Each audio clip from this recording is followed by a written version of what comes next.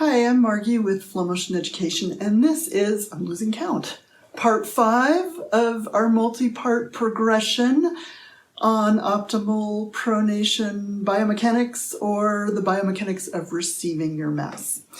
So to remind you, and please make sure you've watched parts 1, 2, 3, and 4 before watching part 5. And make sure that you're pretty bomber solid with them, because this really is additive. It's a progression. So I don't want you to even try this until you're solid with parts 1 through 4. So just to remind you, an important component of pronation is the arch lowering. So we are going to use wedges. We introduced them in part 4. And now we're going to wedge the whole foot. What I'm going to do is I'm going to take a wider wedge, and again, washcloths are just fine. Just fold it up, maybe 2 or 3 fold. You'll kind of play with how much you need to influence the foot. And so washcloth or wedge, definitely recommend the wedges though, if you get serious about this work. You're going to place the wider wedge or wider washcloth under toes 1 through 5, or actually the toe balls. Very specifically, the toes are definitely on the wedge, but the wedge goes in just far enough to be under all the toe balls or toe knuckles. Then we're going to take the narrower wedge, and it's going to come in under the heel, just like in part 4, basically. And what I'm doing with the wedges is I'm creating a space for the arch to drop into. Now this is an exaggeration, your arch is not going to drop that much, but it's creating a space. It's also encouraging, as we saw in part 4, the calcaneus to tip like this, and I'm going to do a big exaggeration. When the arch lowers, the forefoot lifts like this. Of course not that much, but that is what lowers the arch, is the rear foot tipping forward and the forefoot sort of lifting up. But basically, all you need to remember is I'm creating a space for the arch to drop.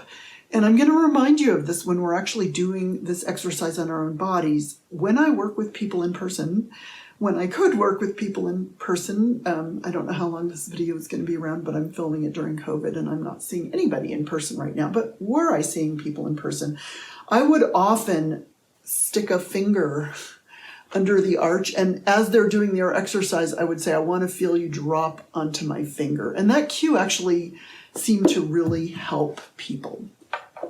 A lot of people just don't want to let their arch lower. And again, pronation's not good if you get stuck in it, but we do need that arch to lower. That is an essential component of pronation. Okay, so we have seen the wedging on the foot skeleton, and now I'm just going to show you. It's getting a little boring because the rest of the exercise is the same as part 1, 2, 3, 4. I told you it'll all be coasting downhill after part 1. So I'm reminding you that the wider wedge or washcloth goes under the toe knuckles or toe balls. The toes are definitely on it too. And then my narrow wedge is going to just come in right parallel to the foot, under the heel, honestly, just like in part 4. And then pretty much everything is the same as we've been doing, but this time I'm just shifting your focus. We've created a space for your arch to drop into. And I do literally want you to imagine I've stuck my finger under your arch and I'm encouraging you to let your arch drop or lower onto my finger. This is also one that you might want to do in the mirror. Perhaps you'll even be able to see your foot. Perhaps you'll be able to see the arch lowering.